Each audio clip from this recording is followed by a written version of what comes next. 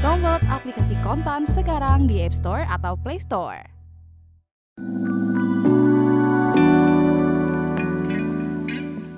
Samsudin Andi Arsyad, juga dikenal sebagai Haji Isam, adalah seorang tokoh yang terus meroket.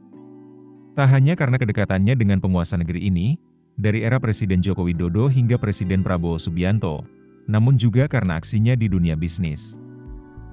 Setelah terlibat dalam mega proyek food estate di Papua, dengan mendatangkan 2.000 ekskavator, Haji Isam kini masuk bisnis makanan.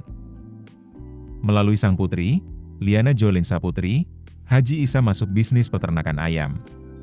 PT Shankara Fortuna Nusantara, sebuah perusahaan yang didirikan Liana, baru-baru ini membeli 15% saham PT Jagonya Ayam Indonesia. Nilai transaksi pembelian 15% saham JAI berjumlah 54,44 miliar rupiah. Angka ini jauh di atas harga wajar saham JAI yang senilai 21,72 miliar rupiah. Menurut informasi yang diungkap oleh PT Fast Food Indonesia, tujuan dari pengalihan saham ini adalah untuk memperkuat struktur pendanaan dan mendukung pertumbuhan bisnis JAI.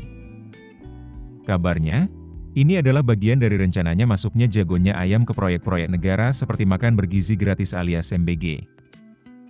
Tidak lama setelah pengumuman ekspansi perusahaan Liana disiarkan, Menteri Keuangan Republik Indonesia, Sri Mulyani, membuat pernyataan publik soal perkiraan anggaran MBG tahun depan. Angkanya lumayan bisa bikin ngiler pemasok makanan yang ingin terlibat, 240 triliun rupiah. Adapun perusahaan yang dibeli Liana, kini sedang dalam proses membangun peternakan ayam terintegrasi di atas lahan seluas 8.575.200 meter persegi di Kecamatan Kalibaru, Kabupaten Banyuwangi, Provinsi Jawa Timur. Guru Besar Fakultas Ekonomi dan Bisnis Universitas Indonesia Budi Frensidi menduga bahwa keputusan divestasi Fast atas minoritas saham JAI berhubungan dengan kondisi keuangan perusahaan Fast. Direktur Center of Economic and Law Studies, Bima Yudhistira berpendapat, bukan tidak mungkin ekspansi keluarga Haji Isam di hulu peternakan ayam dilandasi motivasi untuk mengincar kue program MBG.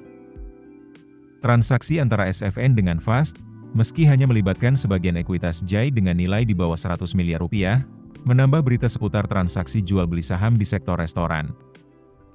Sedikit kilas balik, pada Desember 2024 lalu, Grup Jarum diwartakan telah mengakuisisi 85% saham PT Griami Sejati, perusahaan yang menjadi induk dari Bakmi IM.